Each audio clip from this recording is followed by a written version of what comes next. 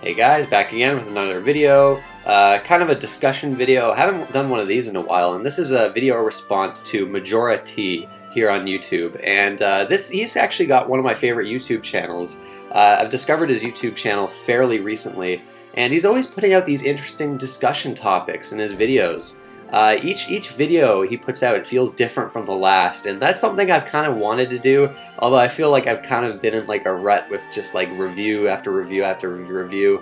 And watching his channel has made me want to actually try to branch out a little bit and do different videos, but he's got like a contest going on, and he posed a question for people to do their own video responses.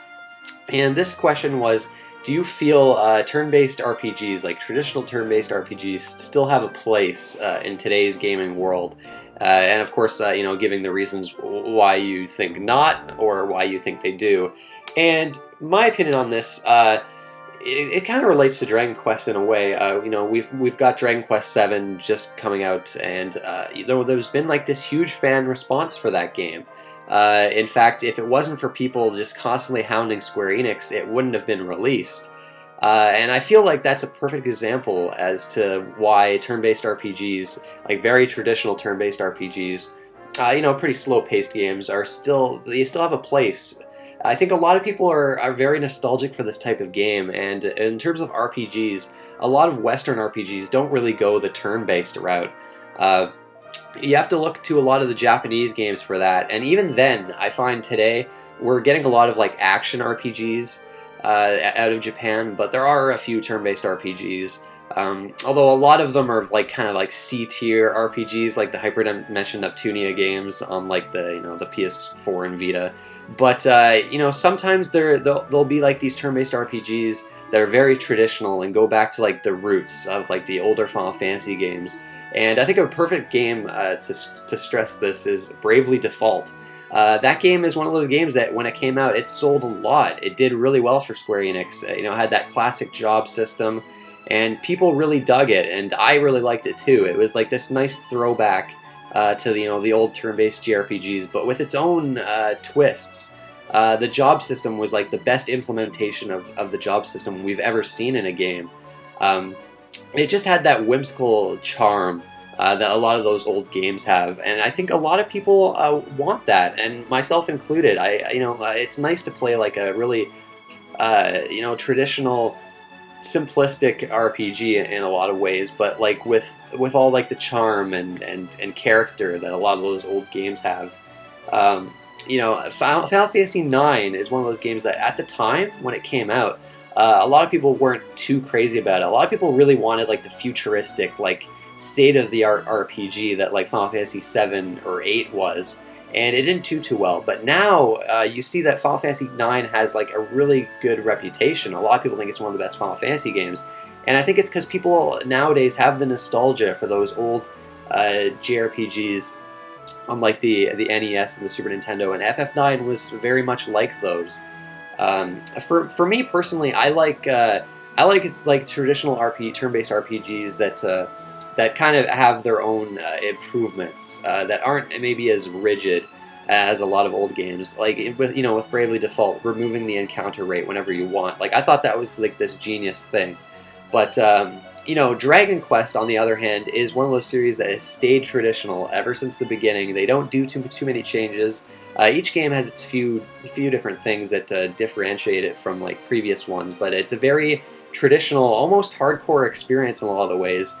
And Dragon Quest fans don't want that to change, and you can see with Dragon Quest VII, with all the reviews it's gotten, and it's from what I've seen, it seems to have done quite well.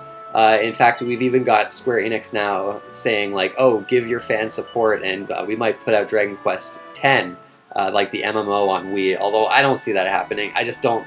A Dragon Quest MMO, I don't quite see the market for that in North America. But yeah, I do think turn-based RPGs have a place. I think people are always going to want something like a contrasting RPG to all the action RPGs that we get, like a nice relaxing game.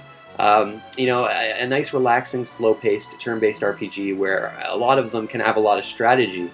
There's actually a lot of strategy to turn-based RPGs a lot of the time, and that's something I think a lot of people are always going to want.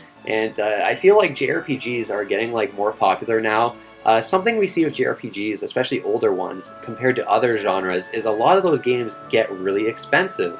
A lot of the games on the PS1, the Super Nintendo, Chrono Trigger, Valkyrie Profile, although that's, you know, it's kind of turn-based, but like even some of the Final Fantasies, like they're all getting really up there in price because people really love these types of games, and they want to go back and experience, you know, what they experienced back in the day. And for me personally, I've gone back to a lot of these games that I hadn't played back in the day, and a lot of them hold up. Like the Final Fantasy trilogy on the PS1, Final Fantasy VI on Super Nintendo, like these games really hold up. And it's something that you don't see too often these days, and that's why I think they have a place. A lot of people are kind of craving that kind of experience. So when you do get the turn-based RPG every now and then, you know, like the Bravely Default, like the Dragon Quest VII, they do quite well. You know, and it's really great to see. I'm glad that they do seem to still have a place. A lot of people still really like those turn-based RPGs. I know I'll always really like them. I'll always really enjoy them. And yeah, you know, it's interesting. I do want to see how they're going to improve upon the turn-based RPG. You know, we'll always be getting like these very traditional ones that, you know, harken back to the old days, but the games like Bravely Default, I think, are very interesting as well. That makes like these really nice ease of life improvements. So I'm very curious to see what other games we'll get in that kind of vein. But yeah, it should be interesting. But yeah, check out Majora T. Feel free to do your own response to this topic. I thought it was a very interesting one.